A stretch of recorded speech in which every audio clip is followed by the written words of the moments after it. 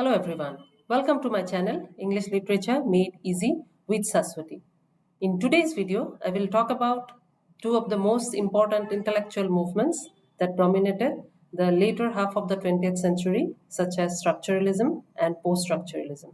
Along with that, I will also talk about some of the prominent theorists such as Ferdinand de Saussure, who developed structural linguistics, from which we have the emergence of structuralism as an intellectual movement in the later half of the 20th century.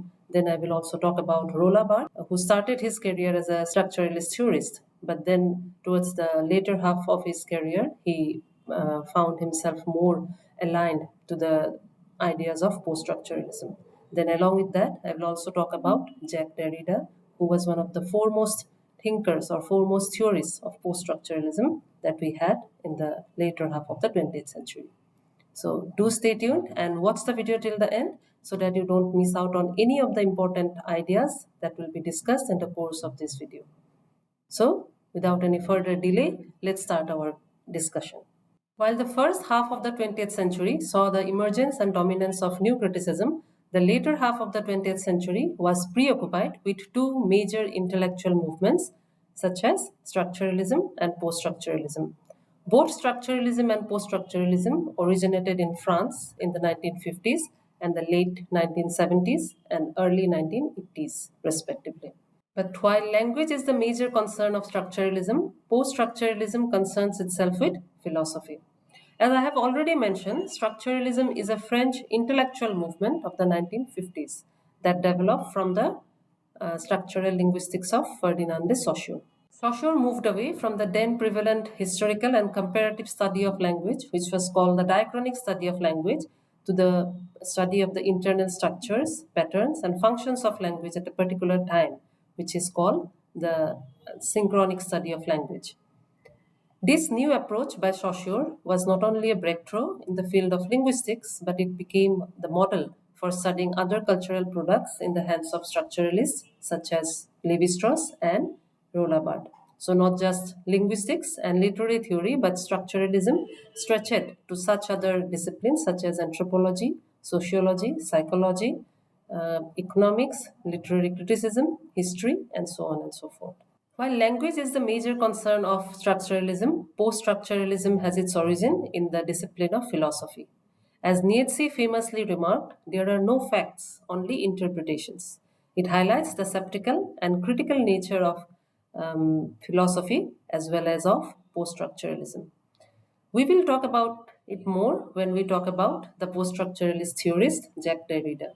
Now coming back to structuralism, though Saussure initiated the structuralist mode of reasoning, yet it was the French anthropologist Claude Lévi-Strauss who sparked a widespread interest in the field of structuralism. The so-called Gang of Four of structuralism are Lévi-Strauss, Jacques Lacan, Roland Barthes, and Michel Foucault. Now let's take a look at the three important aspects of structuralism. The first aspect of structuralism is things cannot be understood in isolation. They have to be seen in the larger structures of which they are part of. Hence the term structuralism.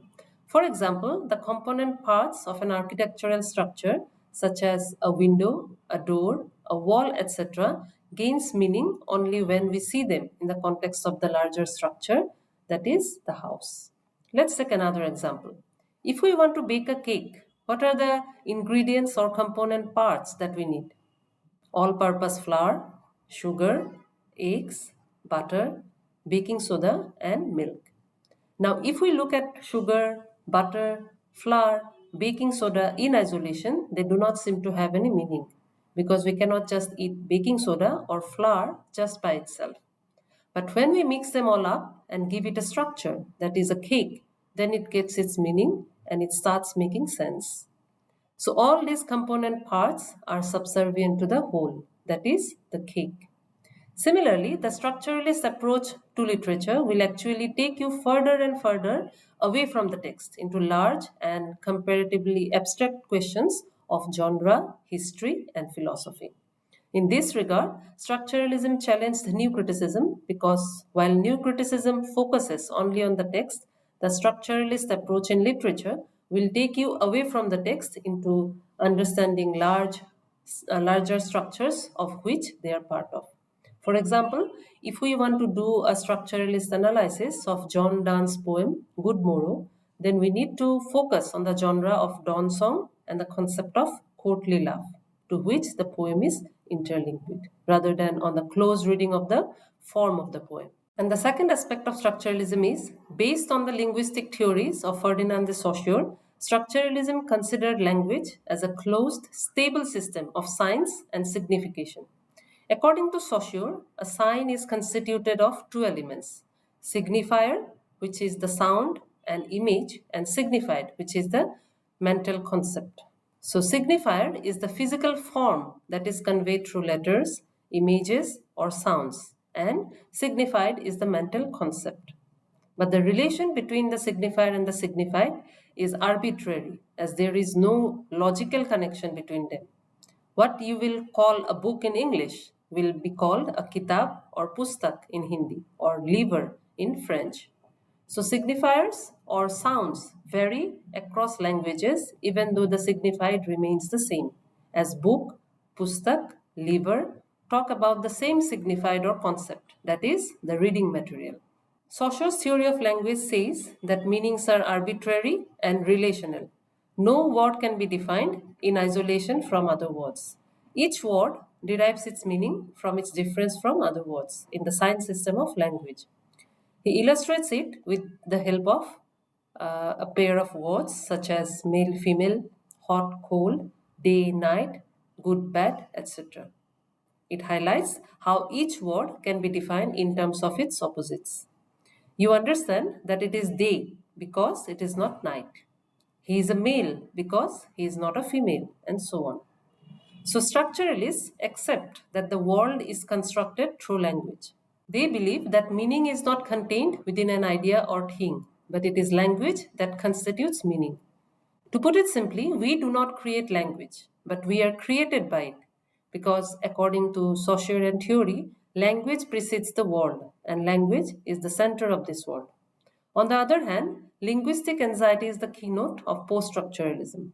Post-structuralism highlights the anxieties of achieving any knowledge through language, because post-structuralists believe that the verbal sign is constantly floating free of the concept it is supposed to designate. The reason is, meanings cannot be planted in set places, like, for example, planting a row of potato seeds. They can only be scattered or disseminated, like the planter walking along the scattering seed with broad sweeps of the arm, so that much of it lands unpredictably or drifts in the wind. Moreover, meanings words have can never be guaranteed 100% pure. Words are always contaminated by their opposites. For example, you cannot define night without reference to day, good without reference to evil. In some cases, words are even interfered with by their own history. For example, a seemingly innocent word like guest is etymologically connected to the word hostis, which means an enemy or a stranger, thereby displaying the unwelcome status of the guest. So, using an imagery based on liquids, post-structuralism insists that meanings of words are fluid and subject to constant slippage or spillage. Now let's talk about the third aspect of structuralism. We all know that language has two aspects, verbal and written. And Saussure gives primacy to speech over writing because, according to Saussure, speech guarantees subjectivity as well as presence, whereas writing means absence. Absence of the speaker, as he said. Later, Jacques Derrida, the post-structuralist theorist, critiqued this privileging of speech over writing as phonocentrism, and it led him to question the validity of all centers. Coming back to Saussure, according to Saussure, speech has two important aspects, langue and parole. Saussure argued for a distinction between langue and parole in his book Course in General Linguistics. The French term langue refers to the whole collective language system in general. Without langue, no parole is possible. Parole refers to the individual speech in a language. So, for example, the rules or grammar of language is the langue, whereas my individual utterance or individual speech during this video lecture is the parole. Saussure further answers this analogy through the example of the game of chess. In a game of chess, the bishop will move in a specific way and the knight will move in another specific way.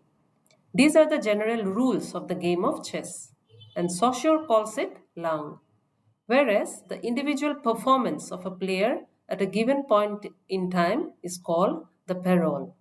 This idea of the larger structures, which is so integral to structuralism, was also relevant to literature. Structuralist narratologists such as Vladimir Prop, Tezan Todorov, Roland Barthes, and Gerard Genette focus on the larger grammatical structures, which are the langue, such as verb, tenses, and the relationship of figures of speech within the story, which is called the langue, rather than on the theme of the individual story, which is the parole, to find out the text's meaning.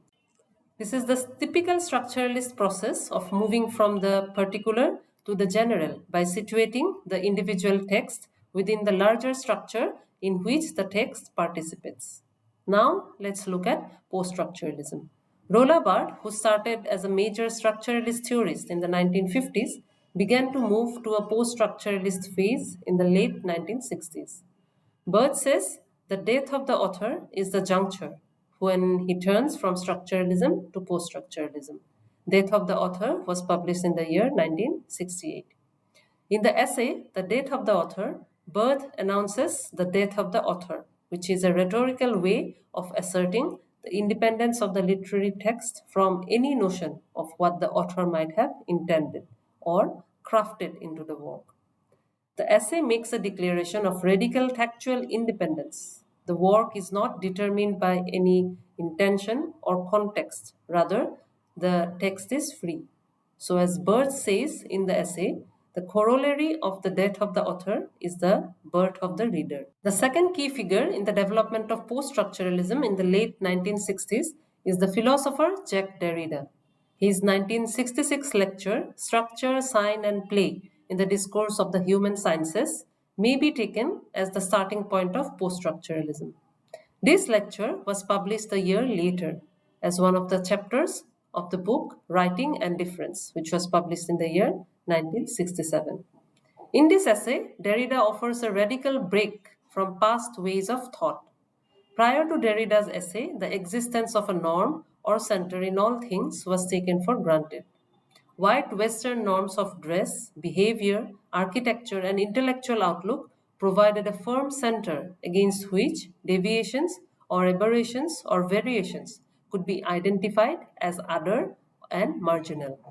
However, in the 20th century, these centers were destroyed or eroded, sometimes by historical events such as the way the First World War destroyed the illusion of steady material progress, or the way Holocaust destroyed the notion of Europe as the center of human civilization. Sometimes this decentering happened because of scientific discoveries such as the way the notion of relativity destroyed the ideas of time and space as fixed and central absolutes. And sometimes it was caused by intellectual and artistic movements like modernism that rejected such central absolutes as harmony in music, chronological narrative sequence, and the representation of the visual world in art. And the result is there are no fixed points, and the universe we live in is decentered or inherently relativistic. Instead of a known center, all we have is play, as the title of Derrida's essay, Structure, Sign and Play, has it. Derrida, who is greatly influenced by the philosophy of Nietzsche and Heidegger and the psychoanalysis of Freud, talks about the decentering of our intellectual universe. He uses the term difference to talk about this centerless universe by putting together two French words, one meaning to differ and the other meaning to differ. Unlike structuralists who sees language as having an one-to-one correspondence between signifier and signified, Derrida sees a play of identity and difference in language. So for Derrida, language is an endless chain of signifiers leading to other signifiers, where the meaning of a signifier is infinitely deferred or delayed within a language structure. For example, if we look for the meaning of the word crib in the dictionary, we find a meaning like a child's bed, to copy or cheat, a granary for storing grain, a house or residence, a weekend cottage, a packed lunch, taken to work, and whatnot. So, in turn, each of these signifiers becomes a signifier. And how? I'll tell you. A bed, for example, may signify a place for sleeping, a garden plot, a pile of food on which other food is arranged as a meal, the bottom of a river, lake, or sea, and such a process of signification continues forever. So meaning is always deferred or postponed. Derrida calls it difference, alluding to the fact that meaning is derived from its difference from other meanings, and that is always deferred. He embraces this de-centered universe of free play as liberating, just as Barthes, in The Death of the Author, celebrates the demise of the author as ushering in an era of joyous freedom. But what does it imply?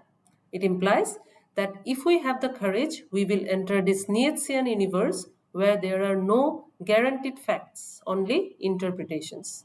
And there is no longer any authoritative center to which to appeal for validation of our interpretations. For Saussure, the units of language have meaning only in terms of its opposition to another unit. Each unit is defined against what it is not. For example, good can only be defined by its relation to evil, presence to its relation to absence, and so on. So, as you can see, what binary oppositions wish to establish is that a word has its meaning through its relation to its opposite. That means when we take a sign, we acknowledge that it is this and not that. In Saussure, speech is privileged over writing on account of the presence and authority of the speaker, while writing denoted absence. Derrida critiques Saussure's privileging of speech over writing as phonocentrism on the grounds of the metaphysics of presence, and he uses the concept of trace to talk about it. In each of these binaries that structuralism talks about, like man, woman, light, dark, reason, madness, normal, abnormal, the first term represents what Derrida calls an assertion of a presence, and the second term represents a lack or a denial of this presence, which means that the second term in the binary opposition talks about an absence. So in the man-woman binary opposition, for example, if the first term man denotes a presence, then woman denotes a lack of this presence. If reason denotes a presence, then madness denotes a lack of this presence. Derrida calls this prioritization of presence in structuralism as the metaphysics of presence. For Derrida, on the other hand, the binary opposition involves a violent hierarchy where man has an upper hand over woman, or light will denote anything that is good or positive in meaning, and dark will represent evil or will have negative connotations. So for Derrida, there is no prioritization of presence, but rather there are shadowy traces of other signifiers. According to Derrida, the signifiers within a text does not lead to a definite meaning or a specific signified, but rather it will lead to what he calls an aporia. Aporia is a Greek term which means a lack of resolution. So Derrida talks about reading a text where meaning is not arrived at, and this leads us to deconstruction as a reading strategy. The deconstructive aporia helps us to go beyond a conventional meaning, and it can be used as a political tool to dismantle established conceptual systems like patriarchy or racism that are based on violent hierarchies, such as man over woman or white over black. He sees this false notion of the presence as inherent to Western philosophy, starting from Plato, recognizes that any present sign will necessarily bear the trace of what it is not, what it differs from, and what it differs from. That means in any present, there must also be the trace of the absent which defines it. This presence is often related to speech as opposed to writing, which is seen merely as a substitute. Derrida does not wish to assert that writing is in some way superior to speech. Rather, he wishes to bring into question the need for or even the possibility of having such a hierarchy at all. So as you can see, post-structuralism attempts to break down these binary oppositions by pointing out that one signifier does not lead to a concrete totalized signified, but to another signifier, which in turn leads to yet another signifier, and so on, in an endless chain of signification. So that's all for this video. I hope you were able to understand the concepts associated with structuralism and post-structuralism. And if you did, then don't forget to like the video, share it with your friends, and don't forget to subscribe to my channel. And please hit the bell icon so that you receive all the updates and notifications about my upcoming videos. And also, don't forget to follow me on Instagram and my Facebook page, English Literature Made Easy with Saswati, wherein you will get literary updates and quizzes every day. So stay tuned and take care of yourselves. I'll see you in another video with a new topic. Till then, take care of yourselves. Bye-bye.